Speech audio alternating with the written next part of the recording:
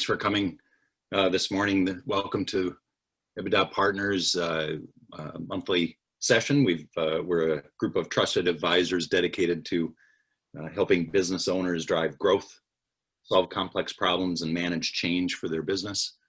We're a collection of professionals that cover various gamuts of business that come together to form a group where we can provide support and resources to our network of partners, clients, and others in the business community. Thanks for coming in this morning.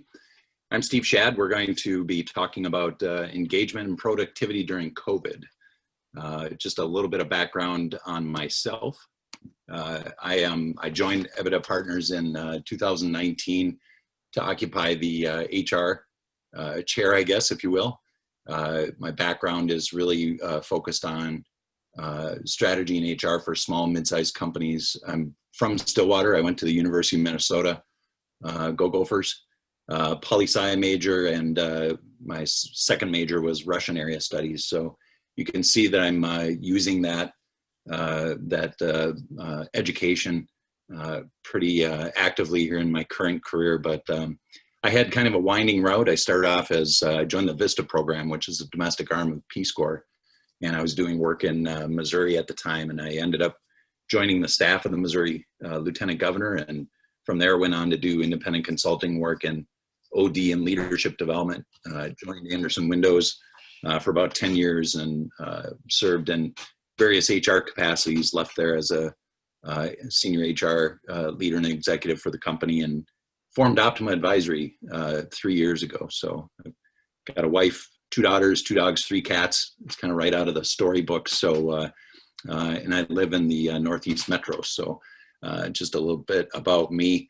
My company, Optima Advisory, we're focused on helping organizations get better results through people. And what that means is a lot of times small organizations just don't have the HR expertise, the infrastructure, the knowledge, and the executive leadership that they need to really compete with larger companies that have lots of that kind of support and capability in their organizations. And so we provide outsourced resources.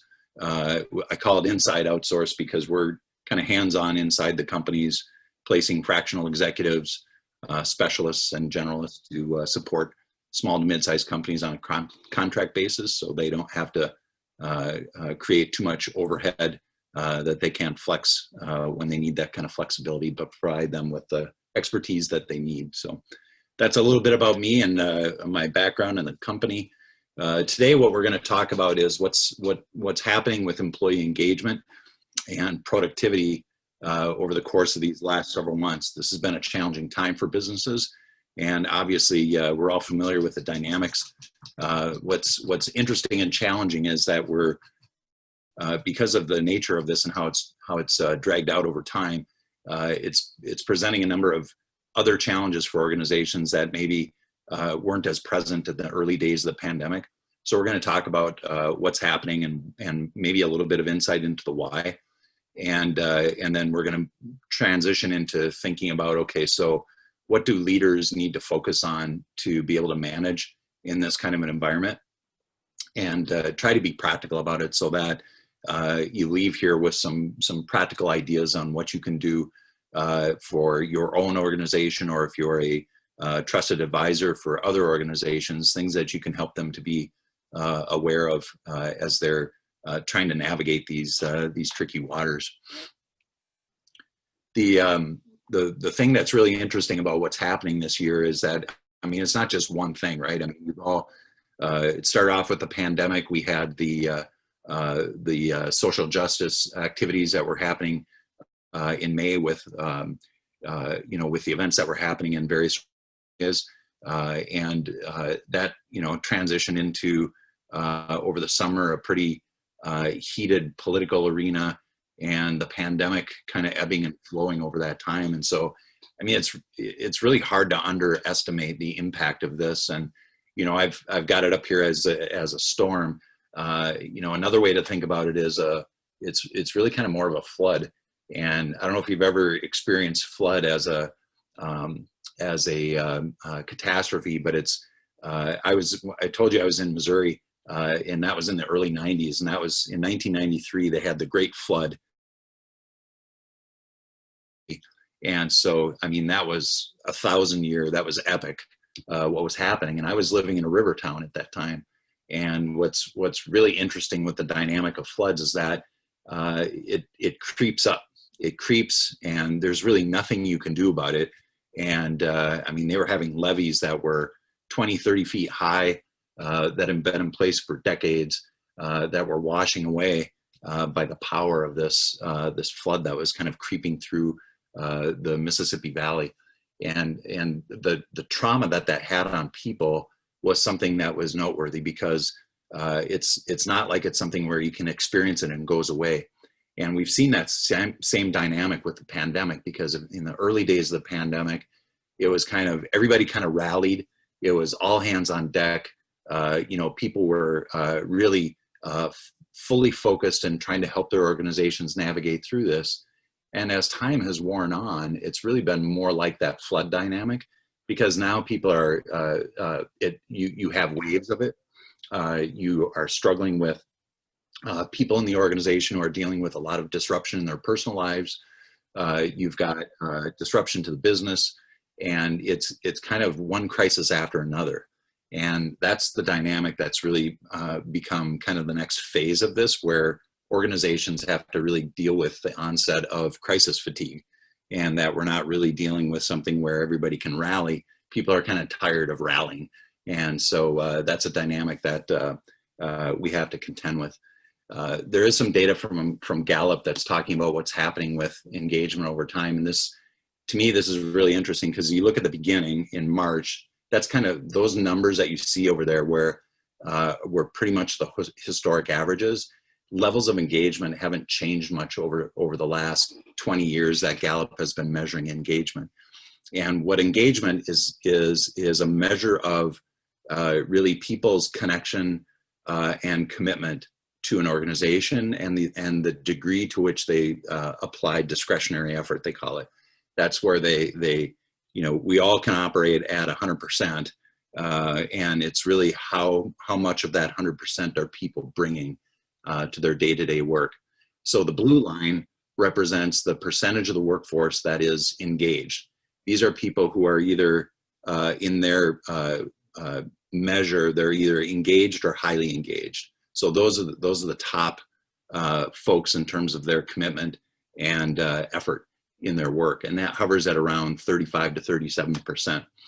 And then the green line is the line of people that is actively disengaged. These are the people who have quit and stayed, and they're really not involved much. They'll get by. They're the folks that you wonder why they keep their job, and that has hovered around 15%.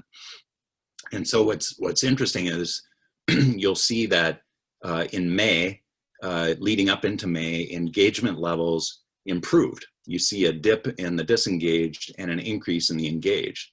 And what was happening, think about what I was talking about before, right? What was happening is that people were kind of jumping in, helping out, feeling like they're part of the team, part of the effort, and things were going well. And that was reported. We saw that in our client base. We saw that in news and the journals around HR. And so it was a real dynamic. And then what happened as you transition into May and June is that trend reversed. And what is interesting, they tie some of that to some of the social unrest that was happening.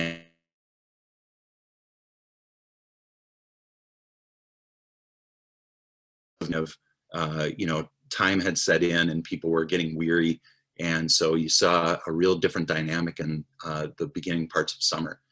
And then a reverse course. Then you started to see things improve again in July, and people started to rally again, and people were seeing, okay, this is what the pandemic is like. This is our normal. And so the flames of the summer had dissipated, and we're starting to get back into things. And so people were kind of re-engaging. And then what's happened now most recently is that it's settled down to more of the historical averages. So that's a signal that what's happening is that kind of a new normal has established. But what is interesting is the trend line where you had high levels of engagement, and then it started to decrease. And now what we'll have to wait and see is, what is October, November going to look like? And are those numbers going to hold, or are we going to see a change in that? I predict that engagement is going to continue to suffer. We'll probably get a boost from getting the election behind us and settling into that new normal on the political front. The challenge is going to be the pandemic, and the fact that we're living at a time now where the pandemic, COVID, is advancing. We've got really high numbers. We're starting to see shutdowns again happening. We had some. Italy is closing down again. We're seeing that in England, and so I think people are like, "Oh my gosh, here we go again." So that's a real dynamic that businesses are just going to have to deal with as we start to enter into this. I saw that a chat came through. I'll pause. Is there a question that somebody has? No, Steve, I think we're good. Okay, thank you. I had one, Steve, Bob Morris here, I'm sorry. I had to get muted up. Hey, good morning. I was wondering how you measured that. How does Gallup measure that? So they've got a data set that is across industry and populations. They've been tracking engagement for probably 20 years. They're one of the leading research organizations into engagement, and they were one of the early groups to come up with the concept. And engagement is a more recent development on measuring worker productivity and satisfaction. It used to be that they measured satisfaction, and what they realized is that you could have satisfied employees who aren't really working all that hard. And so from a business perspective, what's really important is understanding how much productivity are we getting out of our workforce. And they've developed a survey called the Q12 that they've been monitoring over time, and they've shown that increases in engagement have bottom line impacts for organizations, shareholder value, increases in organizations with higher levels of engagement. And the research is pretty solid behind that. And so it's a pretty robust area of study, one where Gallup is one of the key leaders in that field of research. Good question. So is there a lag in that data? Because I'm a little surprised it hasn't dipped more, given of the reason you're speaking and what I'm sensing, the stress of being sequestered, and just trying to manage through Zoom and other channels of working and collaborating. Yeah. So do you expect that to drop in the near term? I do personally, but it's really going to be interesting because as you look at the trend on the right hand side of the graph, that's the direction it's headed, right? And so the question is, are we kind of resettling into normal, because those are more the historical averages as you go to the other end of the chart. The disengagement is a little bit lower, but generally the engagement levels. So the question is it going to continue to dip?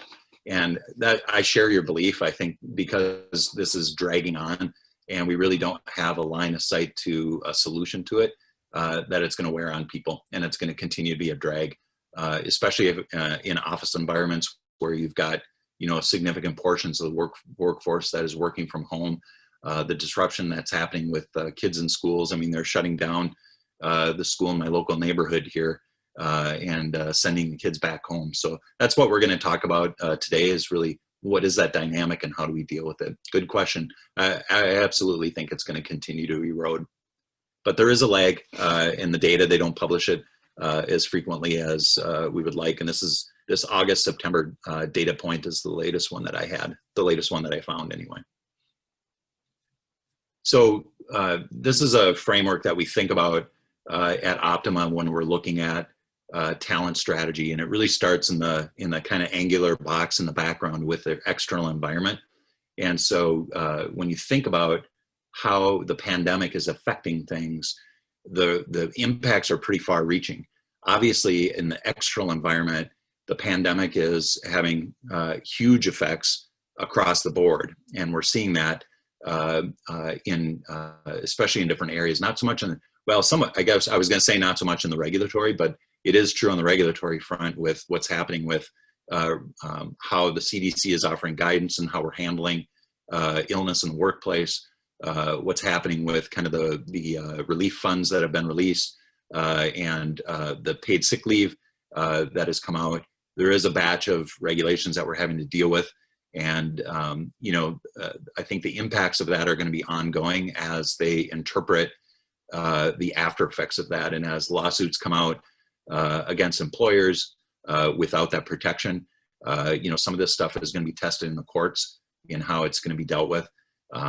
What's interesting on the demographic front is that with the last economic crisis in the late 2000s, we had a significant increase in the number of people that dropped out of the workforce. And we haven't yet absorbed that number. I looked at the trend line. It's been a few months since I looked at that trend line, but what happened was a bunch of people just stopped looking for work. And for whatever reason, right? A lot of them, they adjusted their lifestyle, and so they didn't need as much income. Maybe they were at an age where they took an early retirement, so they're still working age, but they're not working. And so when you look at that trend line, it was a huge increase. And so the available workforce really dried up during that period. And we're seeing the same thing happen now, and particularly among females, especially millennial females, because many of them are just having to stop to deal with family issues, with the disruption that's happening at home and work. That is a dynamic that's been reported here recently. So what will be interesting to see is the impact of that on the workforce, and what does that mean for us in available talent. But across the board, the impacts of this, some are experiencing positives, others are experiencing negative in the market, in the competitive questions that they're dealing with. And all of these have implications for us in terms of talent. And that's why we look at that external landscape, because it has a bearing on how we figure out how to go for talent, what kind of talent to get, how we're going to reach them, train, develop, and grow talent to be able to run our organization. So that's why it's material for us, because we have to be thinking about this long term as we think about staffing our organizations. What does that mean? If all of a sudden there's a huge portion of the workforce that's no longer available, how are we going to backfill that capacity in our organizations, or come up with different ways of running your business? The piece that I wanted to focus on right now today is really the internal impacts on your organization in terms of culture and employee experience, particularly around employee experience. So just to explain what I mean by employee experience, remember I was talking about it a little while ago, what employee engagement is. It's about how productive workers are and how committed they are to the organization. And it's a company perspective. It's what can I get as a business out of my workforce if I have better engagement. And there are positives on the employee side, but it's a point of view that's driven by the corporation. The employee experience, which is a more recent development in kind of thinking about employees and productivity and engagement, shifts the perspective through the eyes of the employee. And so we're going to spend some time first understanding that and kind of thinking about, okay, so how does the pandemic and what we're dealing with impact this? And then we'll transition into some specific activities that organizations can take to navigate this. But if you think about, we define culture on two dimensions. One is what we call people interactions, and that is how independent or interdependent are people, and how does that show up in terms of kind of what you feel in terms of how people act together. And then that's intertwined with how you approach work. And the dimension that we look at there is how dynamic is the organization? Is it highly structured and planned, or is it more fluid and dynamic? And so those two things come together in terms of how you're going to experience the workforce or the workplace when you kind of observe culture in action. And what's interesting about the pandemic is you can see it immediately on how people interact. If you have a highly collaborative culture where people interact regularly, and you have a workplace that fosters that kind of interaction, it could be through how office space is designed. It could be the more kind of subtle ways that people kind of flow together through the organization. If you have a cafeteria, for example, you're probably imagining as I'm talking about that, how, holy cow, if we have half of our workforce or 2/3 at a time of our workforce is not even in the office, or others that have gone more, right? That whole element of our culture is severely stressed. It's changed. And so what organizations are grappling with is, well, how do I bring that back? How do I bring back the feeling that I had when I was working in the old normal, right? And then in terms of work approach, you see the same dynamic, because if you have, think about it on the highly structured end of things, that if you have a lot of, let's say it's lean, you've implemented lean in your organization. And so there's a real methodology in how you're tackling process improvement, how you're organizing the workspace, how you're dealing with waste and the value stream. All of those things require interaction to be able to deal with those things that is now hampered or somehow impacted by, whether it's, hey, we can't gather in close quarters, we can't, we've got to have masks on, and we have to worry about contamination, all those things. And if you've got a more fluid environment where people, again, that maybe it's a creative business where you have people who come together and kind of problem solve, come up with new ideas, that's impacted by this distance work, by the kind of rigidity that we have to have around kind of dealing with workplace issues.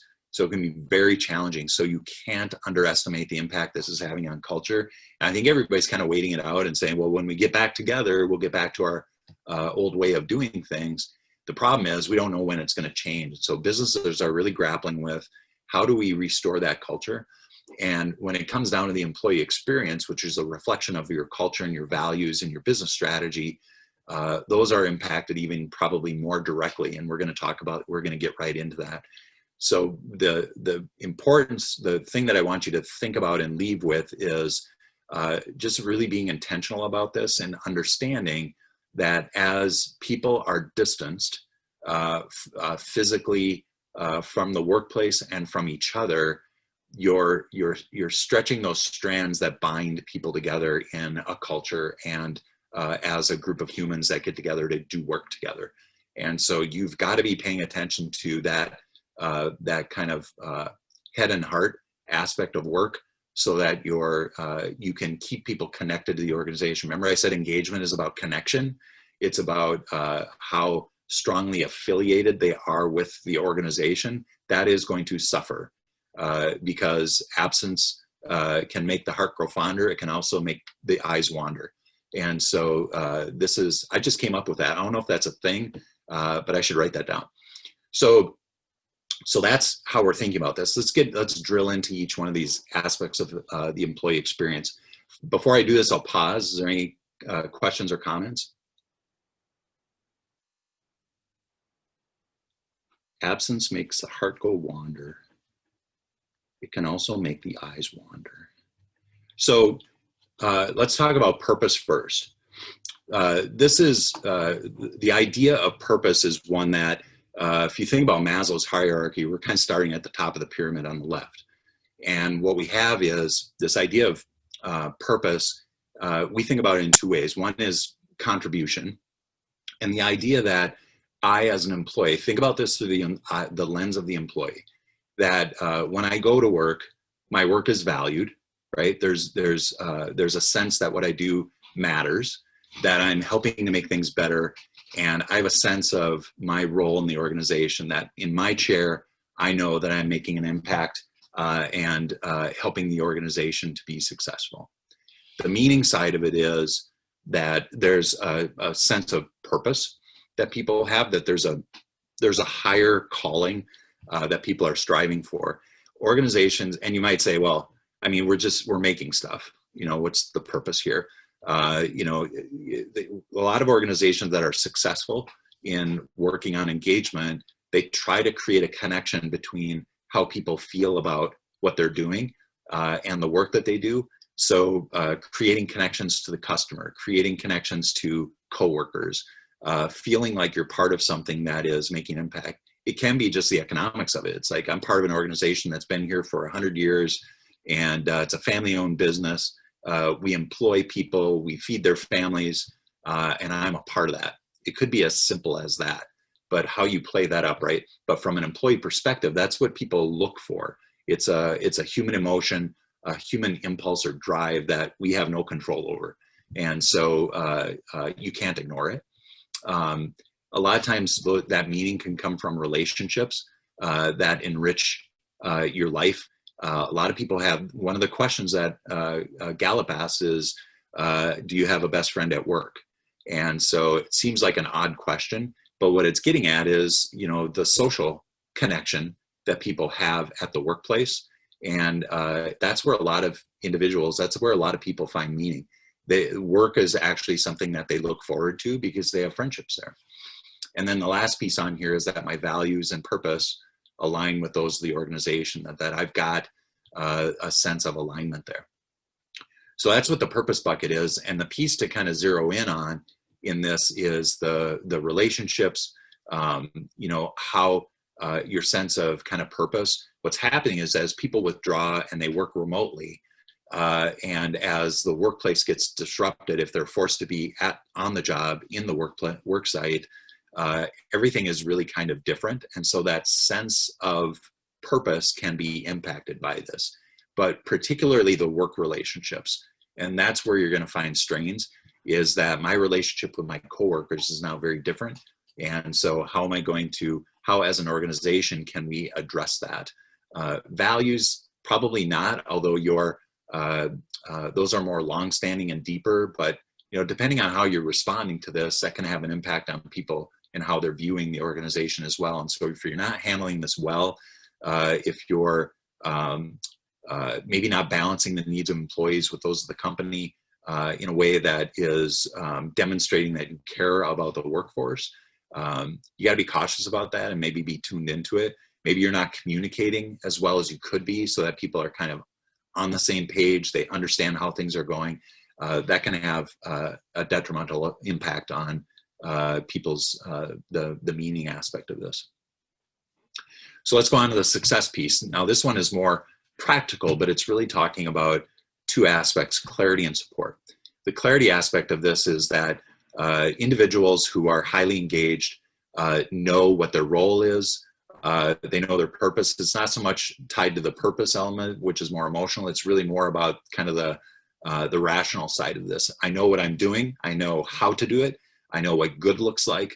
I understand what the company is about and the strategies and the place that I hold in the organization to contribute to success. So it's clarity of alignment to the organization's work and what I do as a part of that machinery. Support is do I have what I need to be successful? Does the company provide me with the tools and resources that I can be as effective as I possibly can, as successful as I can? This is where you're going to you start to see people really start to disconnect and leave organizations is in this area. It's really a huge part of engagement, in my opinion. If people don't have that clarity and then they don't have the support, maybe the manager doesn't put as much effort into enabling that success as they could. You know, there's the old saying, people don't leave companies, they leave their managers. It's actually not backed by data. It's more complex than that, but it is a huge, these pieces in this box are a huge impact on people's sense of connectedness and the feeling like, hey, this is a place where I can go and be successful and grow my career. And that achievement and high performance are rewarded. Nothing irritates a high performer more than a low performer or average performer who gets carried along and they get the same pay raises, they get the same everything else. And so paying attention to kind of a high performance culture and experience for employees is an aspect. Now, here again, putting it through the lens of COVID, these are things that can be impacted. A lot of people can kind of flow with this. And I was just reading some research about the people that are doing the best during the pandemic are those that are adaptable and the ones that are able to kind of flex and are showing resilience. So it's not surprising. Those are the ones that are navigating this as best as possible. Now, not everybody in your organization has resilience, and I'm sure you're thinking of people where I could never get that person to be a resilient person, right? But you can create the conditions where you can support your employees to be more resilient, right? So that's the key. What can you do as an employer to foster resilience? And in this box, it's really thinking about how do I maintain clarity? And so I mentioned communications earlier. It's like, if people know what's happening and understand what's around the curve, that is going to help people understand. It's going to remove the uncertainty, the fear, the worry about, hey, I don't know what's coming. So the extent that you can be transparent in your communications, that's an example of something you can do that will help people maintain clarity. Hey, we're going to pivot. We see an opportunity to go this direction with our business and get people rallied around that. Those are examples of things that you can do on the clarity side. And on the support side, it really comes down to being able to take care of people during this time. It ties into security, but as for individuals to be successful, everything has really changed. We're going to get into more detail around that in terms of how people are productive and meeting goals. And so you're going to have to be thinking about how you create conditions to support that. Onto the growth box, and this is just that human desire for learning, for achieving something, advancing, and that sort of thing. Not everybody wants to become president and CEO of the company, obviously, right? A lot of people just come to work and they do their job. But that is not to say that they don't like to learn new things. And so think about this in these two dimensions of development and advancement, where for those who are top performers and those that have high potential in your organization, it's pretty clear what you need to do, right? You've got to have manager coaching. You have to have an organization that values development and puts things in place that support development. You have to have opportunities to learn new things. And you have to have a place for those who are hungry for advancement, that there's a way that they can do that. They have to be able to see, hey, this is a place I can expand my career. There's going to be opportunities for movement and maybe better titles, better pay. Those are things that I can see. And that somehow what I know and the skills that I have are going to be acknowledged and rewarded. For employees that maybe aren't ambitious in that same way, you can still enrich their work experience by providing learning opportunities, learning a new part of the production process and getting rotated into a different area, being a part of a project team, getting them involved in maybe a social club that you have in the organization where they maybe have to stretch themselves. So get creative ways that you can find development for those types of folks. But as you pass it through the pandemic lens, how this is going to affect the employees' experience and their sense of engagement. If now all of a sudden advancement becomes less clear. Let's say I'm in an industry that is maybe more negatively impacted by the pandemic. What does that mean for your talent? How are you going to reassure them that those advancement opportunities, we're cutting costs, maybe the training programs have dropped away. And so be careful as you think about some of those cost-cutting measures, because those can have impacts that you're maybe not thinking about beyond the bottom line impact that you're trying to achieve with your cost savings. Finally, on the security end of things, from an employee perspective, what they're looking for in an employer is a place where they can go and they can be safe and they can be secure. And so on the safety side of things, it's both physical harm. Maybe it could be a dangerous job, or it could be just a job where I'm sitting at a desk staring at a screen all the time. I want to be able to go home in the same condition I was when I left for work in the morning. Or over time, we want to minimize, obviously, or eliminate the harm that can come to employees. And people want that. They want to be valued that way. Free of discrimination or harassment. Nobody wants to go to a workplace where that's present. And it's not a compliance thing to do what you need to do to minimize those things in your workplace. It's really a duty that you have, an expectation that people have of, hey, I don't want to go to a place where it's like that. and that it's psychologically safe. On the financial and family side of things, everybody goes to a job because they've got financial goals or obligations that have to be met. They want to be able to get their pay and benefits, etc. So this one is probably pretty straightforward. As you're thinking about this through the pandemic lens, all of a sudden safety shoots up as a concern, right? Am I protected from physical harm? Is my family safe and secure? Will I have a job? So this box, the bottom of Maslow's hierarchy, just got super shaky. And what's interesting is that people are constantly scanning, right? Where it's like, what's happening? What does this mean for me? They're always thinking about themselves. No matter what you do, they're always going to be thinking about themselves. And what does this mean for me, and my family? And so there's concern out there. If I'm going to lose my job, if I'm going to become unemployed, all of a sudden work doesn't feel that safe. It is something that is maybe bringing an element of anxiety and fear. And so those are dynamics that we have to understand. So I provide all of this just to have some context for you to understand the implications of what we're dealing with and why you might be seeing behaviors that you're seeing at the workplace, and for you to be thinking about, what do I need to do differently to manage through this time so that I can restore as much of these elements as possible, maybe in a different way, but keep our focus on those things. So as I get to the end of this, I'll pause. Any questions come up? Steve, we did have a question come in through chat. The question is, how much of the responsibility should then lie with the employee versus the employer to be able to pivot? He also asked, how long should an employer give an employee to learn and use the skills needed to be successful in the business environment since March? Yeah, I look at it as a kind of a part. I totally know what you're getting at, right? It's like, okay, we have to shift if we're going to survive and continue to, be a business concern and provide employment and provide, pay and benefits to our workers and that sort of thing. We have to do these things as a business. And there's a obligation on the employee, obviously, to come along with that. You don't have to carry people who aren't with the new program. And so, obviously you're coming up to that question. It's like, how long are we going to put up with this? So, my advice is, I would first ask you to look at yourself and say, have you done everything in your power to help that person navigate this change? Every human being deals with change differently.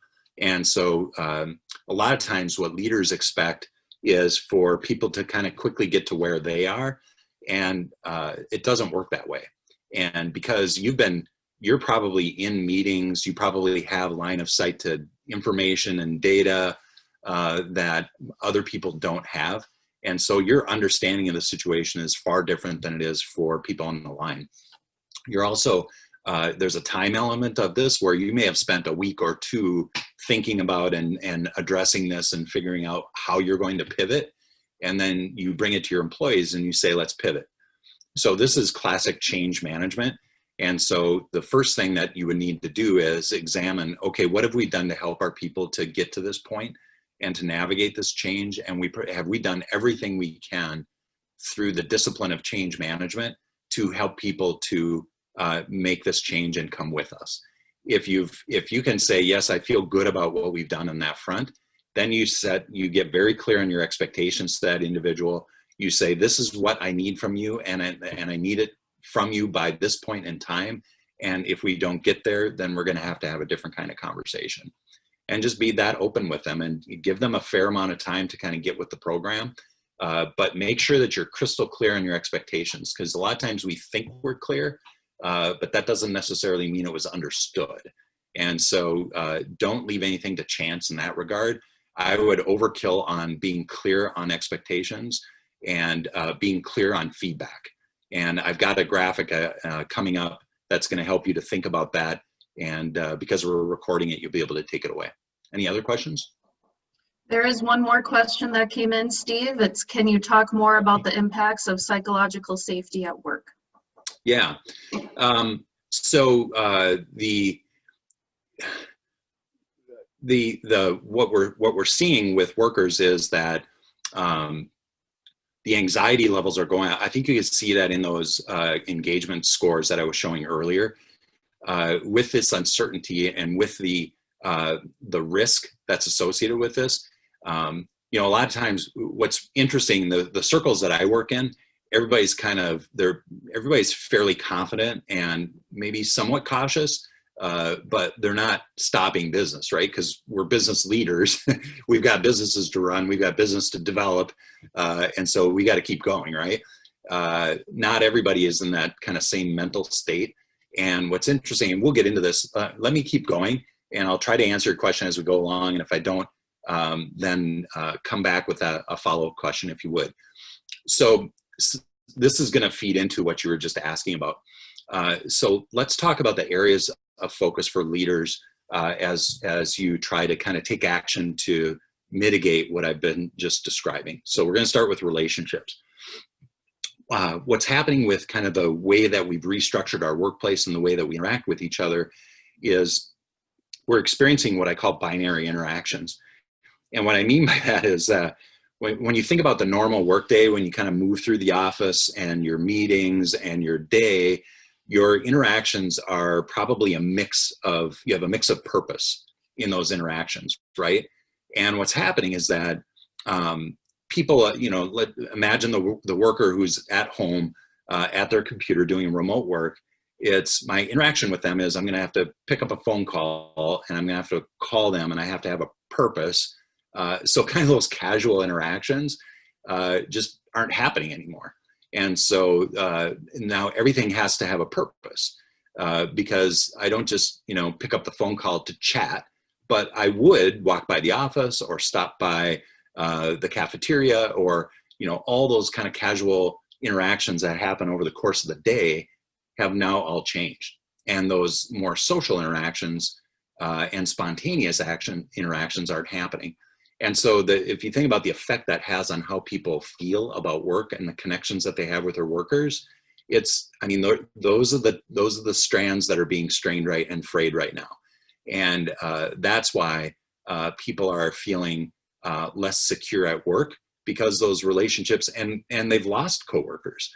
There's been layoffs. There's been people who have gotten sick. There are people who have died. So there's those personal relationships that people have and the work relationships have all changed.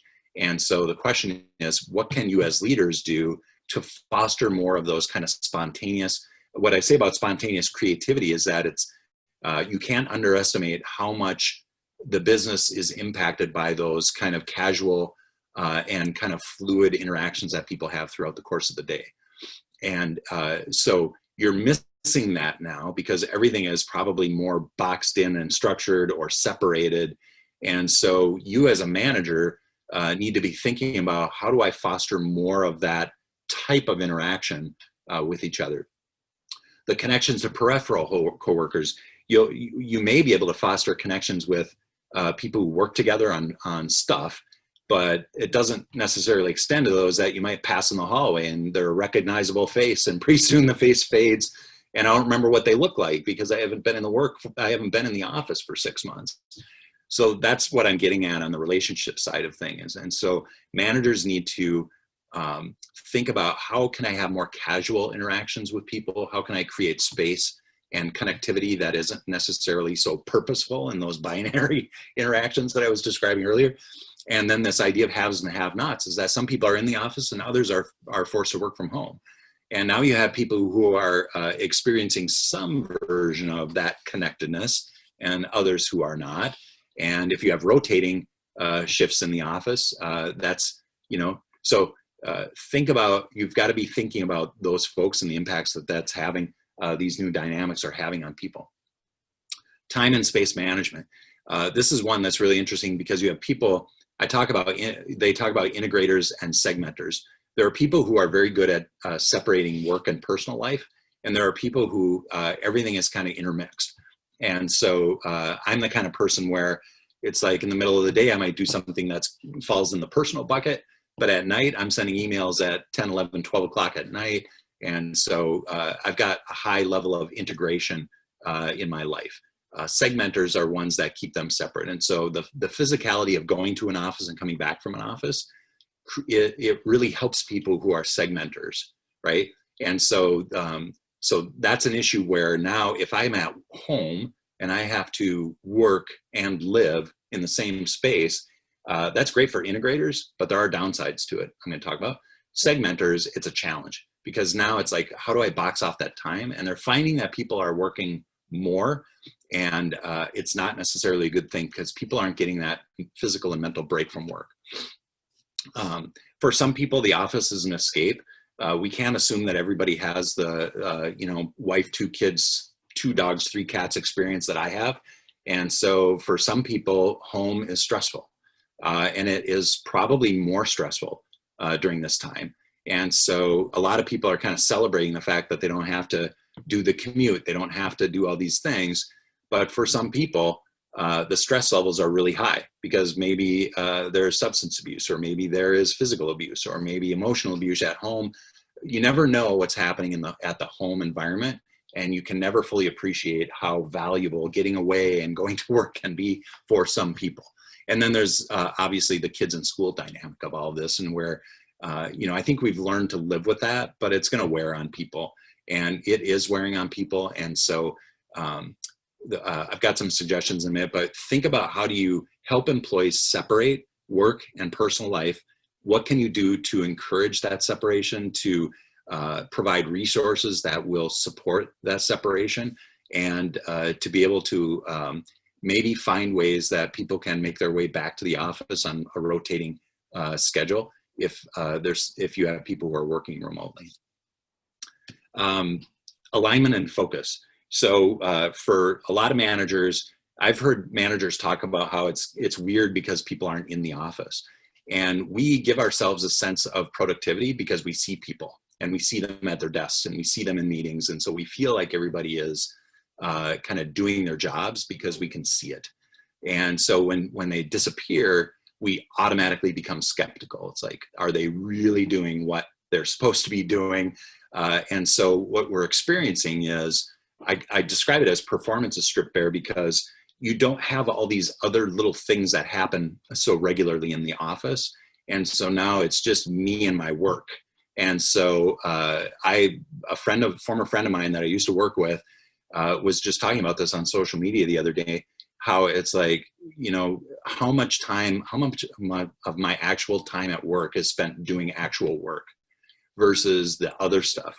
And so now I've got 8 hours to fill, but I don't have the meetings. I don't have those other kind of things that happen normally in the office. And even if I'm in the office, they're restricted. And so there's disruption happening. And so now if I'm going to put in 8 hours, I actually am more tired. I may be more productive, but I'm seriously tired at the end of the day because I don't have those other things that are stimulus and stimulating for me throughout the course of the day. And then the final one on here is crisis and change fatigue, which I alluded to before, which is it's just wearing on people and people are tired of it. And so carelessness can set in. You know, people might, they lose their focus because it just kind of continues on. And it's a real concern for the workplace. And then finally on connectedness, you know, we've gone from this immersive experience of being at work and with coworkers and doing things together to this sense of being tethered to things. Our identity through work and everything that comes with that identity has now changed. The trust, the support, the comfort, all of those things that people got through work and work relationships have all been weakened. And so now I've built the case. Now, okay, what do we do about it? So here's the graphic that I was talking about before. Part of the solution for this is how you are managing expectations, how you're supporting employees, how you're dealing with kind of these dynamics. And one of the key things that you can do is get very crisp and clear on what your expectations are.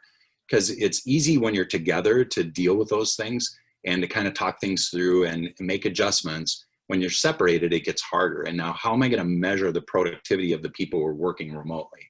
How am I going to, if I've got people who are working on site together with people who are off site, how productive is that interaction? Are we getting the outputs that we need? So my advice is on the upper right box. This is a model called the 6-box model. It's actually comes out of the research around behavioral engineering, which goes back a ways. But the top row is the environment. These are things that managers can control. The bottom row are things that are really in the domain of the individual. The employer can influence those things, but really comes down to what's kind of happening internally to the individual. On the top row, the things that you can do, starting with that left-hand box, is be very clear on what is to be done and give feedback. If you're not getting what you expected, be open and communicate. And you have to do it more because you're not physically together. So, and things are changing. And so the work is changing. And so you have to think differently about how you're measuring what success is. And you have to make sure that you're clear with your employees about it. New tools and resources. Because of this, the obvious ones are communications tools, but there may be other resources that people need. Think health and wellness, think financial advisory, things that might be happening on the personal front that are eroding people's productivity and success at work. And then consequences and rewards. I was just talking with a client the other day about, hey, you know, normally we do this at the end of the year. We have a holiday party, we do this, and it's kind of a celebration and a thanks. They're not doing that now. And so what are they going to do? This particular, I'll give you the example because you might like it. They're going to do something around Thanksgiving that's going to be more of a gratitude kind of play versus a party, and then provide kind of the makings for different dishes or meals that could be made over the course of the holiday where everybody kind of cook together but separately, right? And so be a fun bonding experience. I put it under the rewards bucket just because I was kind of getting at this idea of kind of end of year rewards. You're going to have to maybe adjust how you think about what success is and how you reward it, and how you're dealing with people like the individual you talked about earlier that maybe isn't with the program. What are the consequences of them not being with the program? Is termination the answer, or are there other things that you can look at? But you're dealing with a new environment, and so you've got to adapt on that front as well. So here's a list of some solutions, things that you might think about doing moving forward that might help you to deal with this. You're going to have to continue to be flexible. And I know it wears on an organization. It can be difficult, but keep that flexibility in there. Employees need that for a number of reasons. And you also have to realize that some of the things that are coming out of the stimulus are going to go away. And so if they've got a spouse that's maybe out of work, I was talking to somebody who was like, we're making more money now than we were when we were fully employed. And so those extra resources are going away. Some of those still exist in Minnesota, but as that financial strain wears on, that's going to be a huge issue for people. And so that flexibility is needed, but also support. So if you could provide, assistance with advisors or counselors who can work with, talk to your benefits broker. They might have access to employee assistance resources that can help people. Your 401k broker might be able to provide some financial advisory to your employees on a kind of voluntary basis. Get regular with your team meetings and one-on-one meetings. Make sure that you don't lose those, because you could have somebody working 8 hours and you never have any interaction with them. And you've got to keep that, you've got to maintain that work connection and that personal connection with them. The wellness aspect of this is one that I was just alluding to. People are under strain, and so you've got to tune into that and make sure that you're creating an environment where people can maybe be open about the challenges that they're experiencing with you or with someone, and providing support and resources to them. Coach for a more structured home environment. That's what I was getting at earlier about integrators and segmenters. The problem for integrators is that they're going to work more and more, and you could lose productivity from them over time because they wear out. Your communications, you've got to have more of it, more redundant communications, because you're not able to have as much in person in the same way that you were before. Creating those opportunities for casual interactions. Maybe there's more personal check-ins. Maybe you just open up Zoom and say, we're going to get together and just kind of hang out. And whatever you're doing, we'll just chat. Use text and messaging to maintain those connections. And then again, like I described a moment ago, continue to define what high performance is and really get granular on what you want, on what is productivity. Okay, so you tell me you're working 8 hours. Here's what I would expect out of an 8-hour day from you. Let's talk about, are we hitting that or not? So it's going to be more effort on your part to get really clear on what does productivity look like and what are those deliverables. And then try to create more feedback loops so that you've got your finger on the pulse of what's going on and how people are feeling. And you can do that through what I call mini surveys. It's just like, how are you feeling? What's working? What's not working? Something very simple where you can distribute it out to the team and create that channel for feedback and input. So with that, that's the end of my prepared remarks. Are there any questions here in the last 2 minutes that we have? Great job, Steve. There was one more question that came in. There's a lot of talk about mental health. How concerned should we be about the state of our employees' mental health? I think I would just be concerned. Yes, be concerned and be in tune with it. And this is where having a resource available for them outside of the workplace is important, that maybe they can dial in. So again, check and see if you've got some of those employee assistance program resources available. That'd be a good place to go. If you've got an HR team, they're always a good outlet for people to be able to make contact with somebody and share what's, I would be vigilant. That's the word I would use, is be vigilant and be open and sensitive about what might be happening with people, and coach your managers on how they react. If somebody's displaying behaviors that you think are inappropriate, or they're doing things maybe they're not their same selves, those could be signs that maybe something deeper is going on. And so to be able to create an environment where people can be sharing about, hey, what I'm dealing with, or providing them resources where they can access them and share privately, confidentially, what might be going on. Other questions? Looks like not. We're at the end of our time. And so with that, thank you all for your time today. Appreciate the opportunity to share, and certainly give me a call. I've got my email and my phone number up on the screen, and feel free to reach out. Appreciate your participation with EBITDA Partners. We're here if you need support and resources to help you with whatever challenges you might be experiencing. And so consider giving us a call if you need any help with anything. Thanks for the time, and enjoy the rest of your day.